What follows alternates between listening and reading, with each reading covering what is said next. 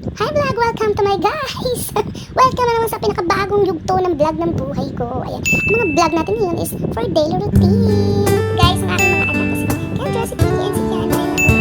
Ayan guys, at sisimulan ko na ang araw ngayon. Good morning guys! Kasi yun nga guys, nagising na ako. At yan, sasayin na muna ako. Medyo tinanghali ako kasi wala sa akin ang susi. Hindi sa akin natulog si Chani. Sa amin dahil kasi nakalapag-order ito nga. Ang almusal ng aking mga estudyante at tusino. Tsaka ang babaonin ni Queenie na apple at saka yung tinapay na pinalaman ko ng cheese whiz. Yan, nagluto na po ako ng almusal nila habang inaantay ko ang aking sinain. At yan, transition tayo. Nakaluto na ako at yan ang babaonin ni Queenie na ang apple. Kaya gagayatin ko na guys ang apple. Siyempre, kakagising pa. Meron pa tayong mga anik-anik sa mukha. Ayan, mga paputuyo ng mga hindi na wala sa ating mukha. Ewan ko, bakit ako hindi nagalanta ng mga tigyawat. Lagi mahal-mahal. Joke lang. Ayan, binabalatan ko na nga. Ang gusto nga daw niya kapag siya ay nagbabaon sa school, eh dapat meron daw siyang fruits. Kasi yung kaklase niya daw ay may mga fruits. Ayan, kasama po ng fruits ko na nagpabaon din po ako ng mga biscuit. At hindi ko na po babansa ng mga chocolate kasi yung naman isang linggong straight. Tapos konti lang ang natuto nila. Ako, namamagaan na lang muna. Kaya siguro hindi mawala ng mga ubo. Ayan, bumili ako ng Ziploc nga pala sa Pure Gold nung ako ay grocery last week. At naisip ko na dyan na lang ilagay kasi minsan pag sa baunan, inaabot ng panis, hindi nahuhugasan sa gabi. Nakakalimutan na din ng mamshies. Yes. Hindi ko rin masisi ang aking mga bata kasi sa dami ba naman ginagawa. Tatlong bata yung ipiprepare mo sa gabi bago ma-wash, bago mo ma-toothbrush. Siyempre, kasama din ang pag-review. Minsan makukulit pa. Yung nakalatag ka, naguguluhin nila ng nilatag mo. So, panibagong bunganga na naman. Yung araw-araw kong routine. Minsan cool, ma'am. Minsan naman high blood, ma'am. Ayan, dahil nga tayo ay lumalaki at tumataba. Charot, okay. Eh, papalamanan ko na ng cheese whiz. Ayan. Gusto ko kasi talaga, ako ang nagpe-prepare. May tinda naman sila sa kantin, kaya lang hindi siya pwedeng bumili. Hindi siya nakakabili. At bawal bumili ang Kinder sa kantin. Baka daw kasi mawala ang pera or sila ay maipit na mga kapwa student nila. Siyempre, di ba, mga baby pa sila. At si Queenie nag-start pumasok ay 3 years old, ngayon 4, 3 and a half. Magpa-5 pa lang siya sa August. So, pagpasok niya, Kinder pa lang siya, guys. Yan. Nagpe-prepare na ako. Siyempre, may prepare din akong ganyan sa kanyang ate. Kasi may online class siya. So, nagprepare na din ako ng kanin. Tsaka, para pag recess, yung break time na nila, ay hindi na siya pauli-uli din sa kusina. Tapos gigisingin pa ako. Ay, pagkagawa na rin maaga pa, tinatabihan ko si Kiana dahil para mahaba-haba ang tulog at makapahinga din naman ako. Dahil pagkatapos na yan, magluluto naman ako ng pang-agahan namin. Pagkatapos ng tatanghalian pa, may kaya nagluto. Problema ko lagi kung ano lagi ang lulutuin. Ayun na nga. Kinukwento ko, hindi ko natanda kung ano yun.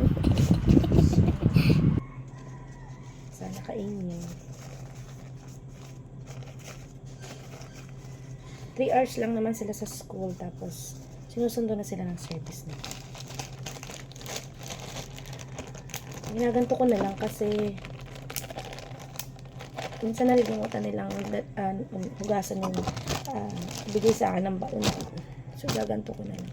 So, kahit siya magtagal sa bag, sa nalilimutan ko din kuhanin. Araw-araw na kasi pinapaalala, nalilimutan ko din. Ayan, si Kendra ay online class. Ay, magpiprepare na rin ako nito para kahit mapahiga uli ako. Mayroon siyang kakainin pag break time na siya. Hanggang 11:20 siya mag-online class. Kasi sobra daw init sa school kahit may aircon siguro. Hindi kayanin. Tapos may lagi may mga ubo, sipon. So para daw ma-prevent yung mga nagkakasakit. Decide ang school na blended class. Every other day ang klase nila. Dahil shade din nila ang naman. Dahil gagamit ko na lang. Tapos lalagyan ko ng kanin tsaka ulam para doon dadaling ko na lang. Wala kasing kasama si Kiana sa kwarto. Nagpe-prepare ako ng magahan nila. Bukas ng mami na tindahan. Pupuntahan ko muna si Queen para gisingin. Dito kami natutulog. Kasi sobrang init sa kwarto namin. Hindi kayanin yung aircon. Ito kasi malit ang kwarto. Kaya dito na lang kami. Yung hipag ko ay nasa Manila. So, nagpaalam ako na dito muna kami tutulog sa kanilang. Hindi pa nga magising. Kendra, naiwan ko kasi ang susi sa loob. Queenie. Hi. Kain muna. Kakain muna. Shh, Queenie, kakain muna. Higa ka na naman dun eh. O, sit down na.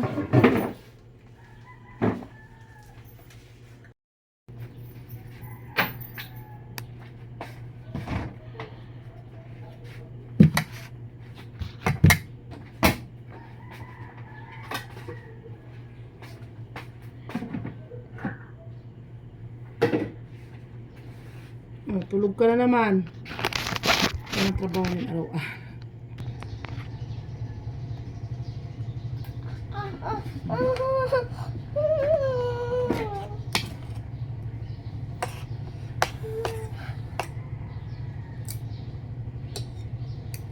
Dahil makikita ka sa video.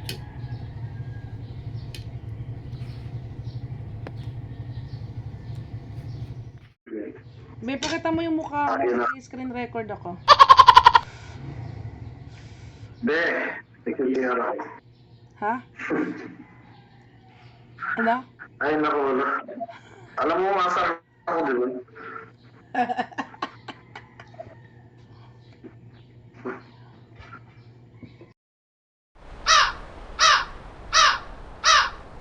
Siyempre, mag-aalmusal lang ng mother. Bago mag-umpisa ang araw. Para maraming magawa. Namamalansya pa ako, guys. Diyos ko. Pakakainin ko pa yung isa.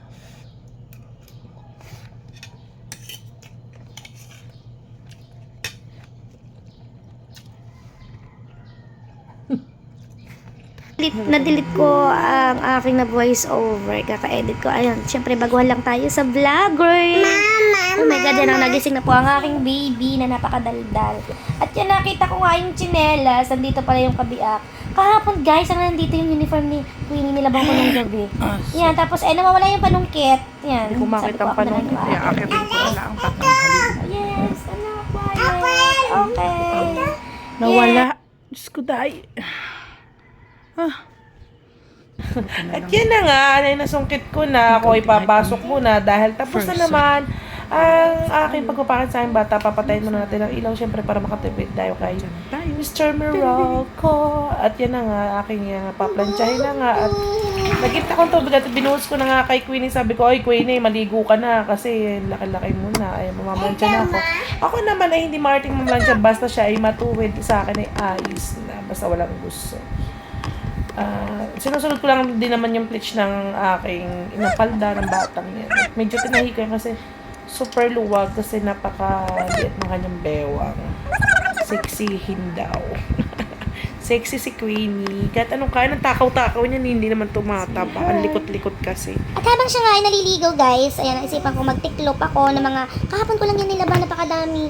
Grabe, for 3 or 4 days lang siya natubal ng mga kids. May pinya kasi ang panit, hindi mo po pwedeng hindi at may ampawis. Binihisan ko na, nag-transition na kami ni Queenie, nagyapan na tapos. Pero ako pa rin na nagpaligo sa kanya, sinundan ko siya sa banyo at naglalandi ng sabon. Sabi nga niya, bakit ka mama nagbibideo?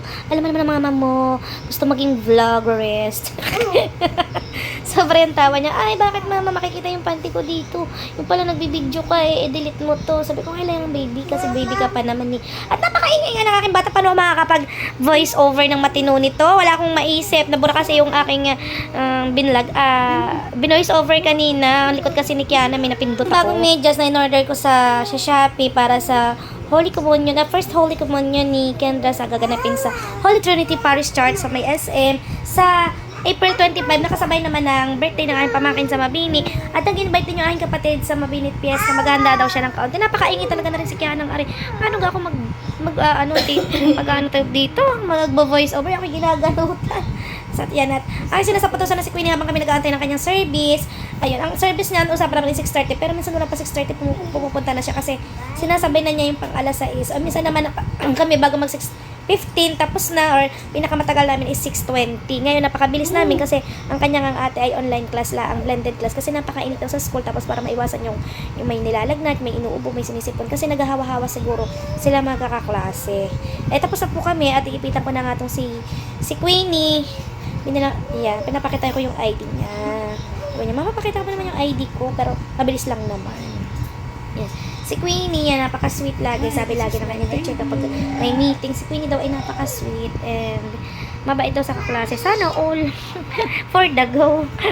Diba? Sa school, syempre, ang mga bata naman laging sa school yan eh. At alam mo naman pag mga kapatid, sadyang kasama na sa paglaki nila yung nag-aaway-away, pero wag naman pag malalaki na yan, mga nag-aagawa ng mga laruan. Pag nanonood sila ng TV, gusto ay may kanya-kanyang channel, may kanya-kanyang panunuorin, ay yung gagawin Ang kwento ko sa medyas ay hindi ka siya kay Kendra kasi ang nakalagay naman sa description is large pero pagdating para naman is small. Yung, sa picture hanggang above the knee. Tapos pagdating naman, Diyos ko, below the knee. Kaya hindi ka siya pero meron naman dito na medyas na long socks na white siya. So hindi ko na siya bibilhan, hindi na din ako order kasi meron naman na bigay ang kanyang ate na mahabang medyas na kulay puti rin kaysa mag-aksa. At saka yung sapatos ay meron na din sa kanyang ninang Eds na ginamit noong nag-oath taking ng licensure sa nursing. Ngayon, hinihiram ko na lang kasi isang suotan laang naman eh. Kasi pag puti, ang hirap naman kasi wala naman lagi napupunta ka sa bayan, nakasapatos na puti. Pupunta ka sa birthday, nakasapatos na puti, diba? Eh, yun yung pang mga event, mga kasal, ganyan, mga flower, ganyan. Yun mo lang siya masusuot. Kaya, naghanap ako talaga dito sa bahay na may mga sapatos na puti kasi isang suot laang naman. Okay, yan. At pinipita ko na nga si Queenie. Sabi ko, ano kung may mawala lagi mga ipit? Bakit ko daw lagi pati siyang pinapagupitan na maikli? Sabi ko, anak, kasi para maging bagsak yung buhok mo, mawala yung kulot-kulot. Pero feeling ko naman parang hindi pa rin nawawala kasi nagpa-fly away. Makulit talaga yung buhok niya. At habang ko nga siya pinapuyudan, sabi ko, anak, mamaya panoorin mo yung vlog, mag-upload ako sa YouTube. Yes, and sa Facebook, yan, para po makapanood po kayo, please do watch, like, subscribe. Yan, para manood naman lagi kayo ng mga daily routine ko. Charis! Charis! Kaya na say Charis! Ayan, bulol pa nga talaga siya. Ayan. At iniipita ko na nga si Queenie. At dito natulog ang aking pamangkin dahil saraduhan daw siya ng pinto kagabi. Hindi ko na masyadong narinig kasi siguro tulugan na kami or may ina lang ang kanyang katok. Si Queenie, finally, pupunta na ako naman sa kabila para ipag-prepare naman yung almusal ni Kendra. Gigisingin ko pa. Hi! Hindi ko na siya papaliguin. Mamaya na lang after class kasi para makakapahinga yung kanyang mata. No? And besides, tanghali na rin naman. Baka mali siya sa kanyang online class. Nag-start ang kanilang online class mga 6:50 na may Google Meet na sila. Ayan, at aking dadali na nga kay Kendra. Itong aking na-prepare nito. Aalis na si Queenie. Hinihintay na kanyang service. Ay, pagbalik ko nga din. Wala ng bata ka rin pa rin na-pick up na kanyang service. Hindi mo lang ako tinawag. Ayan, aking gigisingin na nga si Kendra. Naihanda ko na may mga recess na siya dyan para hindi na siya pupunta sa bahay, sa kusina kapag break time na nila. At ginising ko na nga si Kendra. Kendra, gising na. Ganda ng almusal mo. Dito ka na mag-almusal.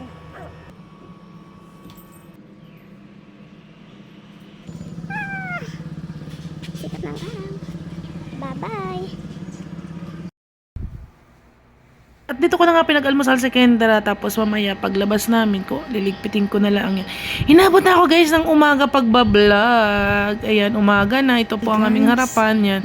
It's been 7 o'clock na at yan. Parang baka magising pa si Kiana. Ay, hindi ako makapag-voice over. Kaya na-delete yung voice over ko kanina kasi sobrang hina guys. No? Bukas po ulit ha. Bye-bye! Salamat sa panunood! It's me, Mami Gwen!